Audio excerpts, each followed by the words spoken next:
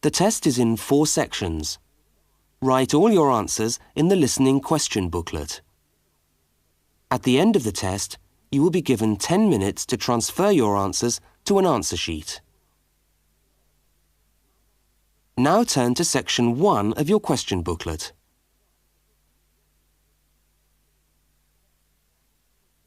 Section 1. 2 students meet on the university campus. They start a conversation together. First, look at questions 1 to 5. For each of the questions, 4 alternatives are given. Decide which of the alternatives, A, B, C or D, best fits what you hear on the tape and circle the appropriate letter.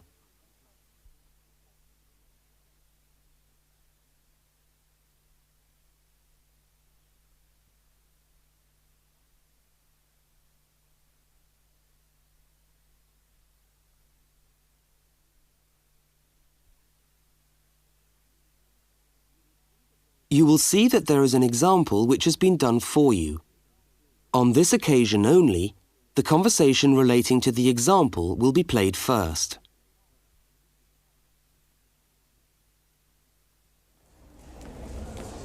Excuse me, can you help me? I was looking for the main hall. No, maybe I can actually. I'm looking for the main hall too. I think it's in the administration building. Are you a new student? Yeah, I am. The man says he's looking for the main hall too. So A has been circled. Now we shall begin. You should answer the questions as you listen, because you will not hear the recording a second time. Now listen carefully to the first conversation and answer questions 1 to 5.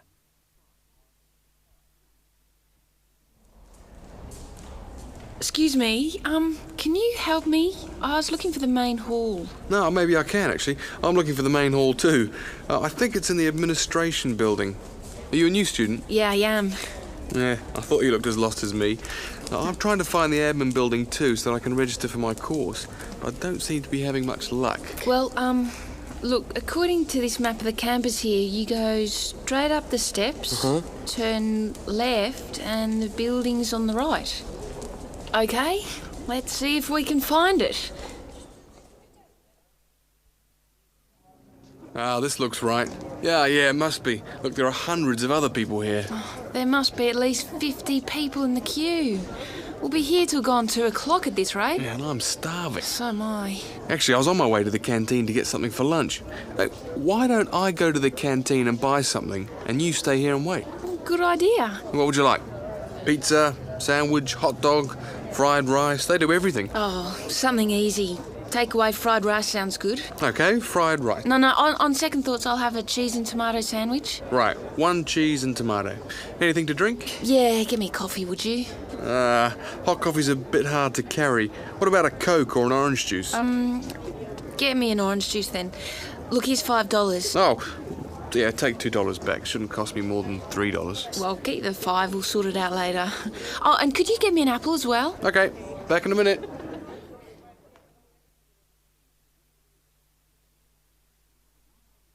The woman speaks to the clerk about registering at university.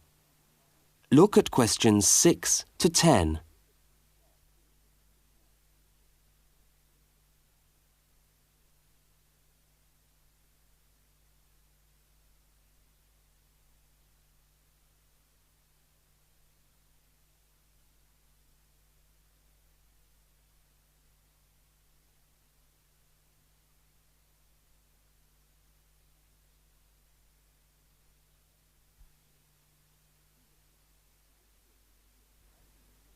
As you listen, complete the form by filling in the numbered spaces 6 to 10.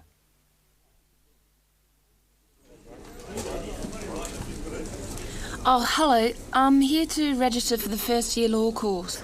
Oh, I'll just have to fill out this form for our records. What's your name? Julia Perkins. Can you spell that for me? Yeah, that's Julia Perkins.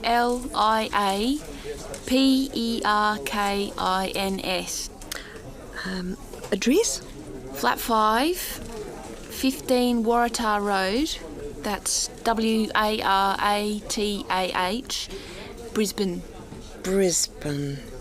Oh, and your telephone number? Oh, we haven't got the phone on yet. We've only just moved in. OK, well, can you let us have the number once the phone's connected? And I'll make a note here, to be advised. And the course? Beg your pardon? What course are you doing? Oh, first year law. Right. Well, you'll have to go across to the law faculty and get this card stamped, and then you come back here with it and pay your union fee. Oh, thanks very much.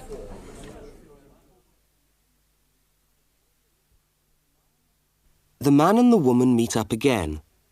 Look at questions 11 and 12 and circle the correct answer.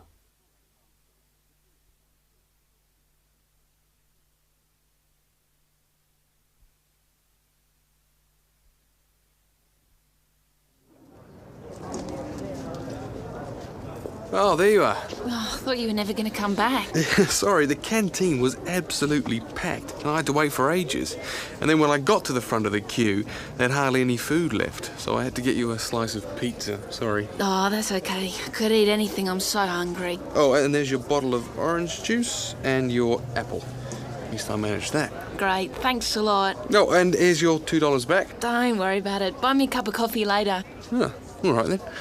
So how'd you go? Oh, well, in order to register, we've got to go to the law faculty and get this card stamped. And then go back to the admin building and pay the union fees. That means we're registered. After that, we have to go to the notice board to find out about lectures, and then we have to put our names down for tutorial groups and go to the library. Oh, no, great. Well, first let's sit down and have our lunch, eh?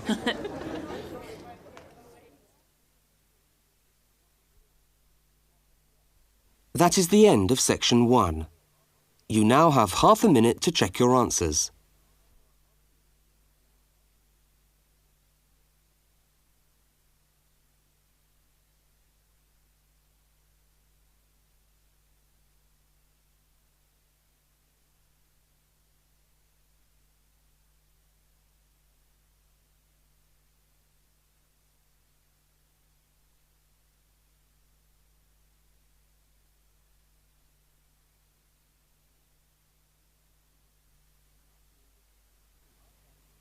Now turn to section 2.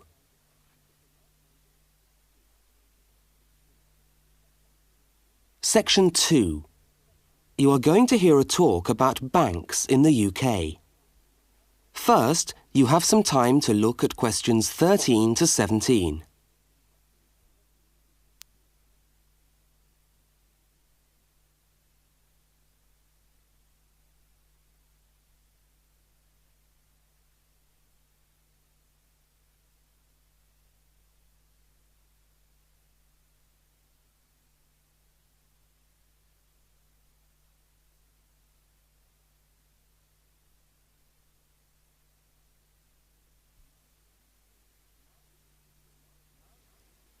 Now listen to the talk and complete the notes by filling in the numbered spaces 13 to 17.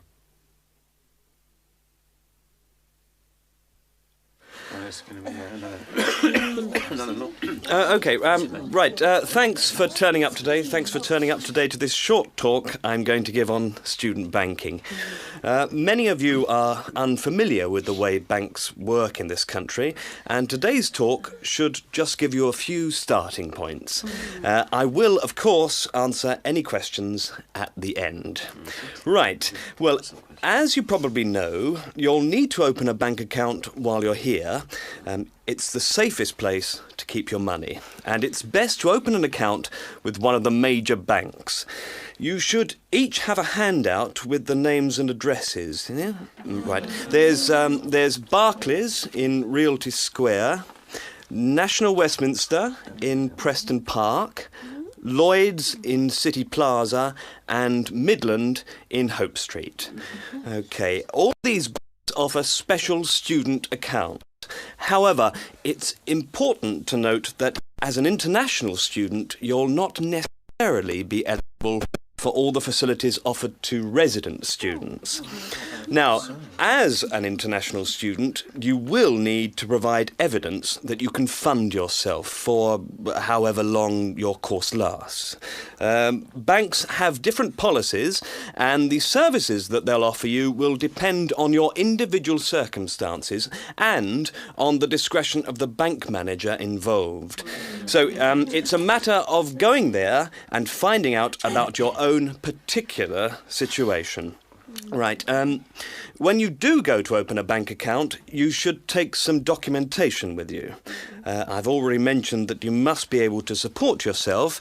In addition to this, most banks ask you to bring your passport and your letter or certificate of enrolment. Okay? Now, by far the most useful type of account to open is a current account. When you do this, you will actually get what is called a student account, which is a current account with special concessions for students. When you open the account, the bank will give you a checkbook, and you can use this to draw money out as you need it. If you need to write cheques in shops, you'll also need a cheque card. This is really an identity card, which guarantees that correctly written cheques up to the value stated on the card will be honoured by the bank. OK? Everybody with me so far? Now look at questions 18 to 21.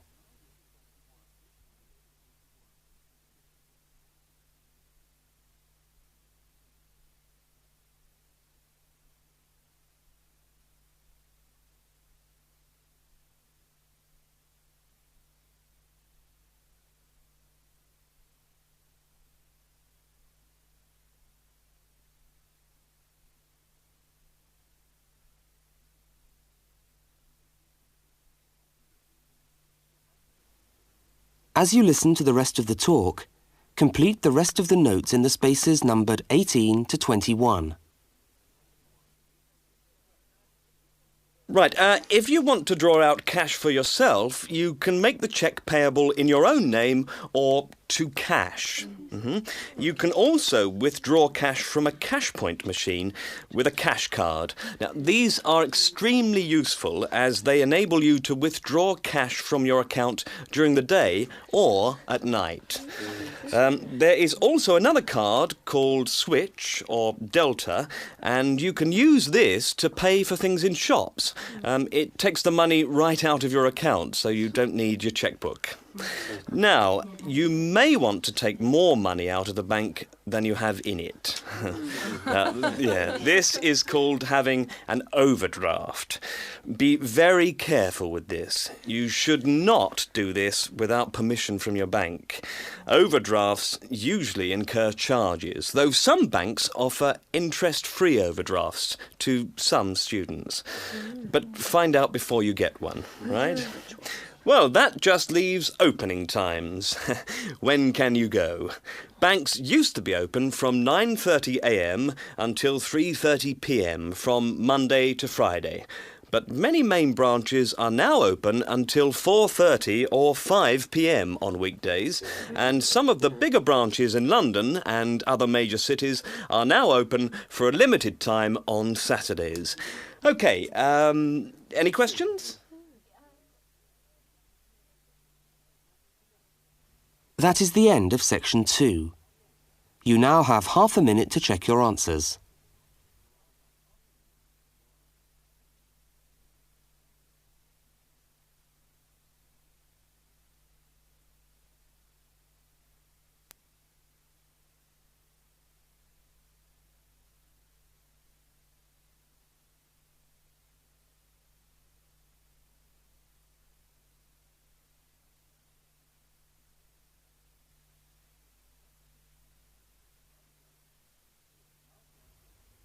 Now turn to section 3.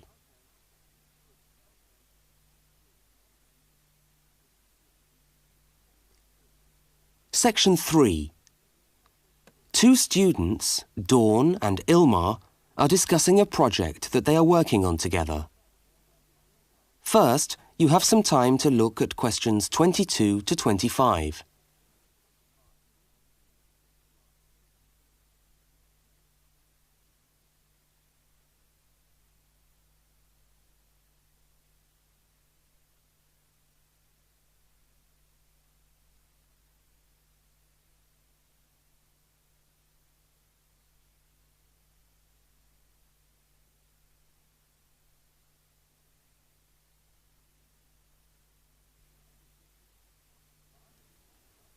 Now listen to the first part of the conversation and complete the fact sheet by filling in the numbered spaces 22 to 25.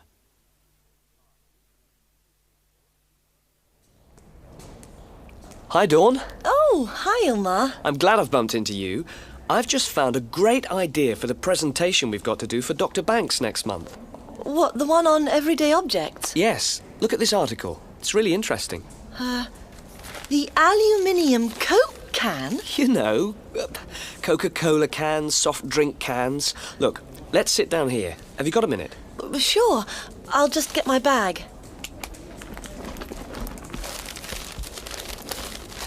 Okay. So, you think we can get a presentation out of this article? I'm sure we can. First of all, we can provide some interesting facts about the aluminium cans that we drink out of every day. Like?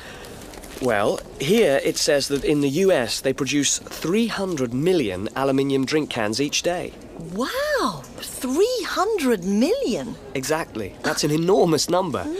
It says here, outstrips the production of nails or paper clips.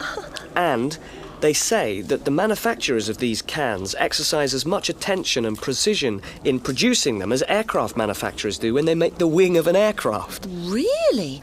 Let's have a look. They're trying to produce the perfect can, as thin but as strong as possible. This bit's interesting.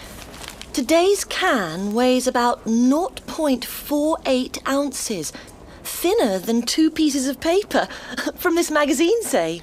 Yeah, and yet it can take a lot of weight. More than 90 pounds of pressure per square inch. 3 times the pressure of a car tyre. OK, I agree. It's a good topic.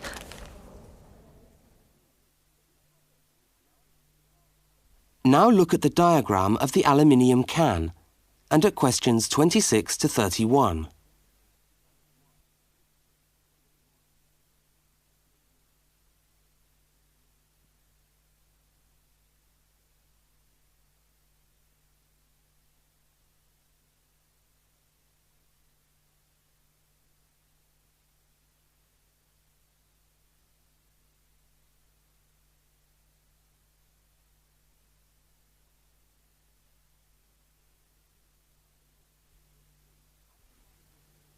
As the conversation continues, label the can by completing the notes in the numbered spaces 26 to 31. What I thought was that we could do a large picture of a Coke can and label it, and then talk about the different parts. Look, I've done a rough picture here. OK, so where shall we start? Well, the lid is complicated. Let's start with the body first. I'll do a line from the centre of the can, like this, and label it body. What does it say? It's made of aluminium, of course, and it's thicker at the bottom. Right, so that it can take all that pressure. And then I think you should draw another line from the body for the label. Right, label. The aluminium is ironed out until it's so thin that it produces, what does it say? A reflective surface suitable for decoration. That's right. Apparently it helps advertisers too. Yes, because it's so attractively decorated. Good. And then there's the base. Yes, it says the bottom of the can is shaped like a dome so that it can resist the internal pressure. That's interesting. I didn't know that. Nor did I. OK, so going up to the lid, there are several things we can label here. There's the rim around the edge, which seals the can. Got that. And there's a funny word for the seal, isn't there? Yes, it's a flange. What does it say about it?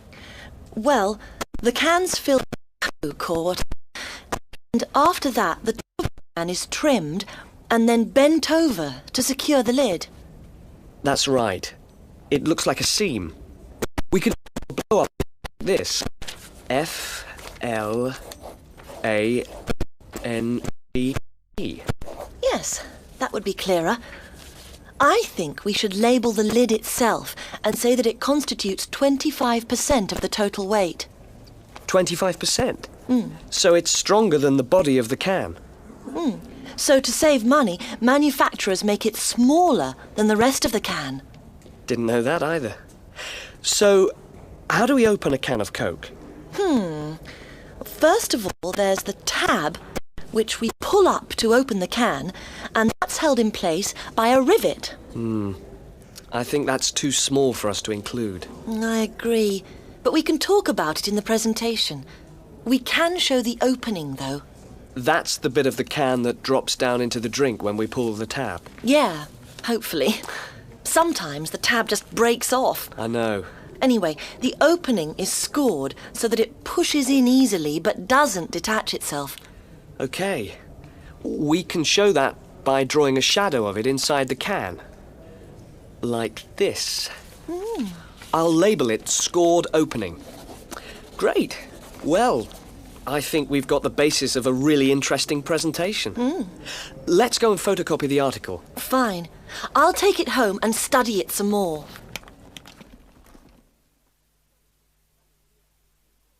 That is the end of section 3. You now have half a minute to check your answers.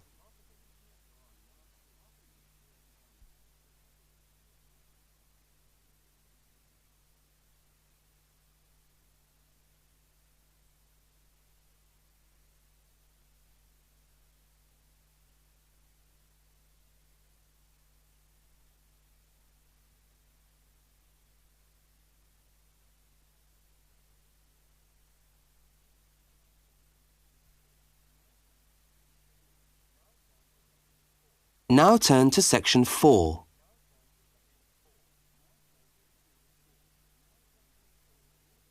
Section 4. You are going to hear part of a short university lecture. First, look at questions 32 to 42.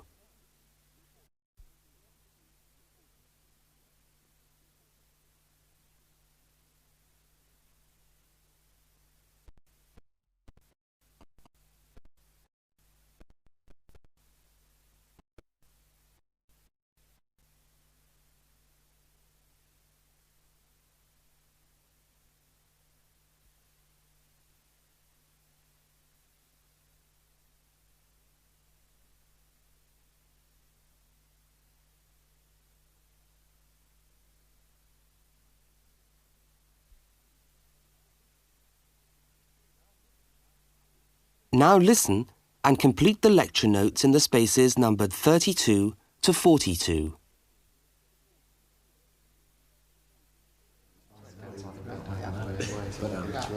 Good morning and welcome to the university's open day and to our mini lecture from the Sports Studies Department. Now, the purpose of this lecture is twofold. One, we want you to experience a university lecture to give you a taste of what listening to a university lecture is like. And two, we want you to find something about the sports studies program at this university. So feel free to ask any questions during the talk and I'll do my best to answer them. Right, so what does a course in sports studies involve? Well, you wouldn't be blamed for not knowing the answer to this question because sports studies as a discipline is still comparatively new, but it's a growing area and one which is now firmly established at our university. Now, there are 3 distinct strands to sports studies, and you'd need to choose fairly early on just which direction you wanted to follow. And I'll just run over these now. Firstly, we've got the sports psychology strand. Secondly, we've got the sports management strand. And last but not least, there's the sports physiology strand. So just to recap, there's sports psychology, sports management, and sports physiology. Let's look first at psychology. Now, the people who study sports psych want to work with top athletes, and they're looking at what will take those athletes that 1% extra. What makes them win? When all other things are equal, physically all other things are equal, they want to know what are the mental factors involved. The sports psychologist works closely with the athlete through his or her training program and becomes an integral part of the team. In fact, you could say that they play just as important a role as the coach. So if you're interested in what makes people win, this could be the area for you. Now secondly, we've got the strand which I referred to as sports management. And this goes hand in hand with the area of sports marketing. So you might like to think of this area as having two branches, management and marketing. On the management side, we look at issues relating to the running of sports clubs, management of athletes, that sort of thing. But then on the other side, we've got sports marketing. And this is the side that interests me more, because here we will look at the market forces behind sport. Questions like, why do people spend their money on a football match or a tennis game rather than, say, on buying a CD or going to the cinema? What are those market forces? Sport used to just compete with sport. Nowadays, it competes with other leisure activities. The spectators go to sport to be entertained rather than out of loyalty to a team. They want to have an evening out, and they don't want the cheap seats anymore. They want good seats. They want entertainment. And the professional sportsmen and women respond to this without question. They are there to give a performance.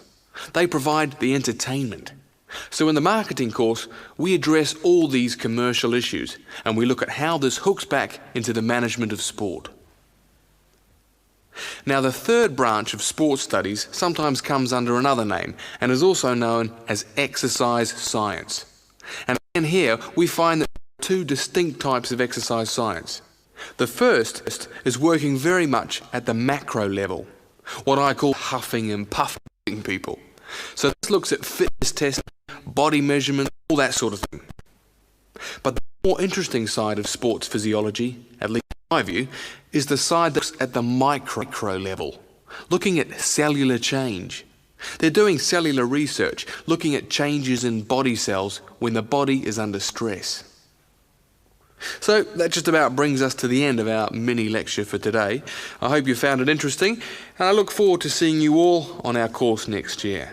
But feel free to come and talk to me if you want any more information. I'll be over at that notice board near the main entrance. Thank you very much.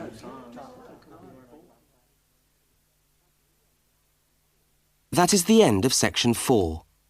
You now have half a minute to check your answers.